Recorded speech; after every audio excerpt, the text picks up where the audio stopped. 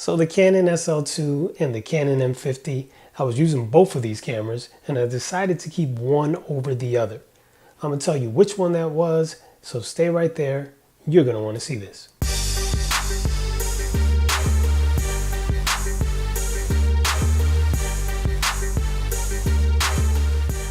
Hi, I'm Mike Turner, your friendly filmmaker, and today we're talking about the Canon M50 and the Canon SL2.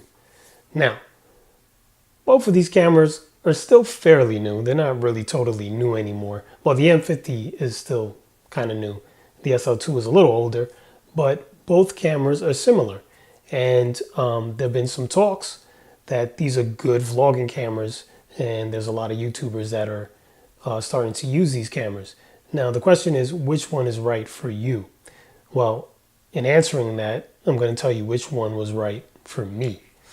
Now,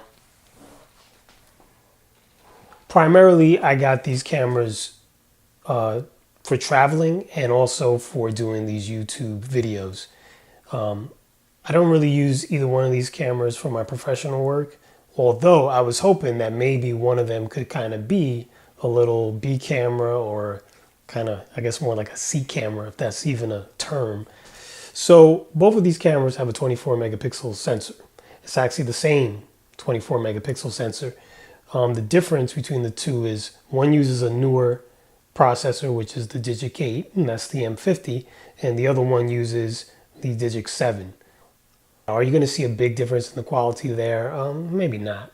But here are some other differences between the two cameras. Now, we know the SL2 is a DSLR. It's a very small camera, but it's still a DSLR. And then the M50 is mirrorless. And well, what's the benefit of having a mirrorless camera?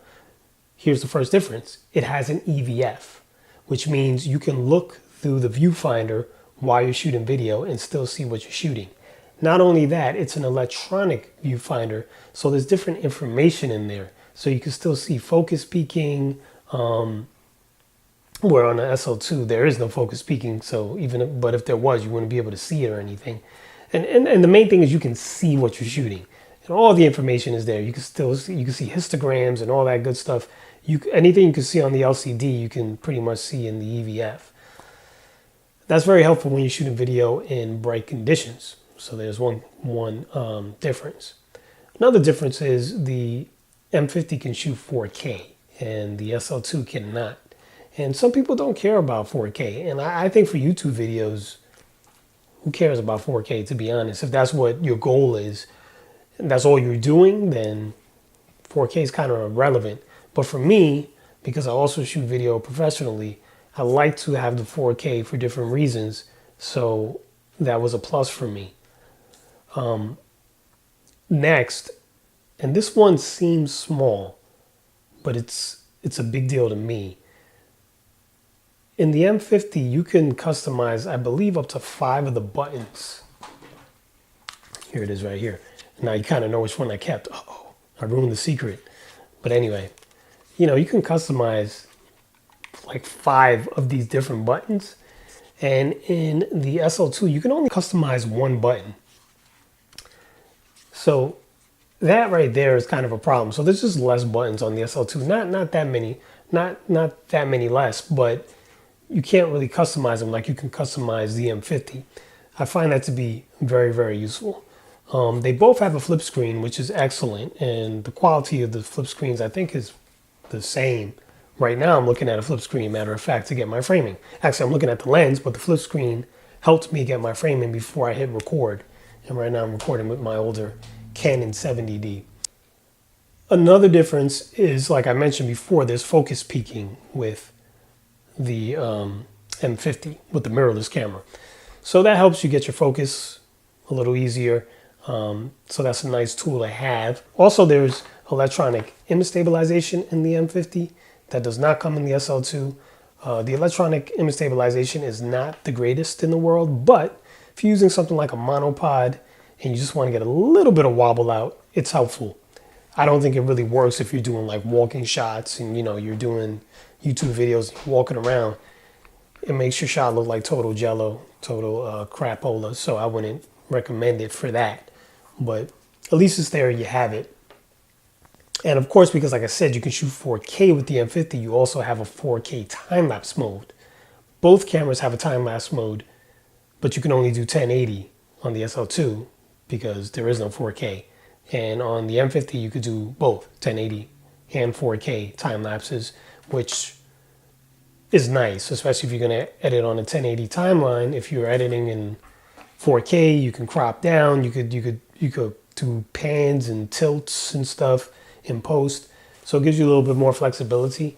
So I like that personally. One thing I did notice about the SL2 that I liked over the M50 was that in the time-lapse mode, you could set your intervals for more than 30 seconds. With the M50, you can only set your intervals up to 30 seconds and that's it. So you can't go like 2-minute intervals or 5-minute intervals. And sometimes there are situations where you will want a long interval and you just cannot do it on the M50. So it's not a big deal. It wasn't a deal breaker, obviously, for me, but you know, through a firmware upgrade, hopefully they change that because that's kind of annoying. Oh, and the last thing, which really should have been the first thing, I'm sorry, the price. The price. Right now, the M50 is $699 with the kit lens.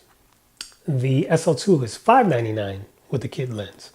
With all the differences and all the features, the additional features you get with the M50 that I just mentioned, to pay only an extra $100, I think you would be crazy to get an SL2.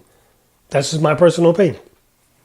Now, if your budget's really tight and that 100 really matters to you, which, you know, it might for certain people, excuse me, then you could get the SL2.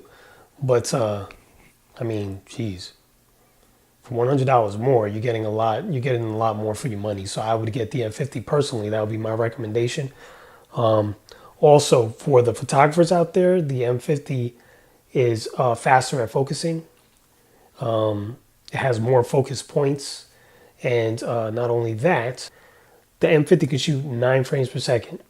And the SL2 can only shoot 5 frames per second. So if you're shooting action and stuff, the SL2 is not really going to work very well for you. And I know that. I was shooting my kid with it, and it just, you know, after 5 shots, it starts buffering, and you just really can't do much with that.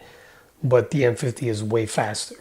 So if you're doing continuous action shots, the M50 is definitely going to be better. There's more autofocus points on the screen, so it's going to focus faster for taking pictures as well. Yeah, it's definitely a better camera, and for the money, $100 extra currently, I don't think you can beat it, you know, with an SL2 anyway. You could probably beat it with some other cameras on the market, but not with the SL2. It's just, to me, it's no comparison. So there it is. There's my opinion. If you found that to be helpful, go ahead and like this video. Subscribe to my channel for more videos where I compare cameras, where I show you tips and tricks and tutorials and blah, blah, blah, all that good stuff. So anyway, if you have any questions about the M50, put them down below. And, you know, let me know your thoughts. Do you think the SL2 is perfectly fine? Is that acceptable to buy? Is that great for YouTube? Or do you think something like the M50 is better? You know, for the $100, do you think you should step up? Is there something I'm missing? Do you think there's just a camera that blows both of them out of the water for the same type of money? Go ahead and put that down below. But anyway, I'm Mike Turner. Thanks for watching, and I guess I'll see you soon.